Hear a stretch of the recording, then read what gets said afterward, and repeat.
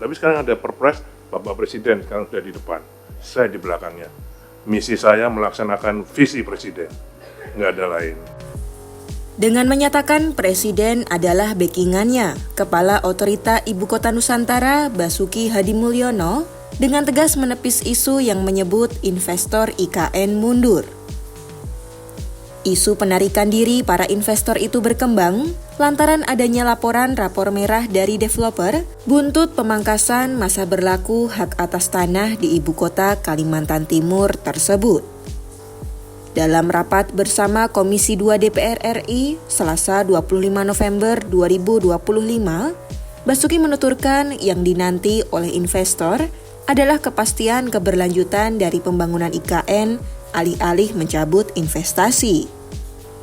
Ia menekankan segala bentuk mekanisme yang dilakukannya sudah sesuai dengan peraturan Presiden serta visi Presiden Prabowo. Sebab, keputusan MK mengenai siklus hak guna bangunan hingga hak pakai IKN tidak mencabut hak atas tanah, melainkan mengatur mekanismenya saja. Sebenarnya yang ditunggu oleh investor, apa yang disampaikan oleh Pak Zul, itu yang ditunggu oleh investor terutama. Kepastian, keberlanjutan, dan penyelesaian IKN. Itu yang diutamakan.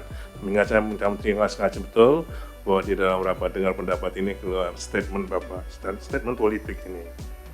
Jadi seperti halnya dengan Perpres 79 tahun 2025 ini, itu yang ditunggu investor. Kalau sebelum ada ini, saya kayak sendiri menjelaskan ke kiri kanan. Tapi sekarang ada Perpres, Bapak Presiden sekarang sudah di depan, saya di belakangnya. Misi saya melaksanakan visi Presiden, nggak ada lain, gitu kan? Jadi, sedangkan untuk putusan MK tadi, itu bukan mencabut hak atas tanahnya, tapi merevisi mekanismenya. Jadi kalau yang Undang-Undang 21 dari 2023, contohnya HGB, satu siklus 80 tahun diberikan langsung. Direvisi itu menjadi 30, 20, 30. Tetap satu siklusnya 80 tahun, tapi pertama diberi 30, perpanjangan 20, dan pembaruan 30. Itu satu siklusnya. Jadi saya kira itu Pak. Jadi insya Allah dan Alhamdulillah sampai sekarang belum ada komplain dari investor pada kami. Basuki mengatakan, dengan terbitnya Perpres nomor 79 tahun 2025 tentang pemutakhiran rencana kerja pemerintah tahun 2025, investor semakin yakin untuk menanamkan modal di IKN. Namun, Basuki menyebut tak ada insentif tambahan lain yang diberikan sebagai pengganti dua siklus HAT yang sebelumnya dijanjikan kepada investor. Sebelumnya, MK melalui putusan nomor 185/PUU-22 tahun 2024 memangkas durasi hak atas tanah di kawasan IKN yang sebelumnya dapat mencapai 190 tahun.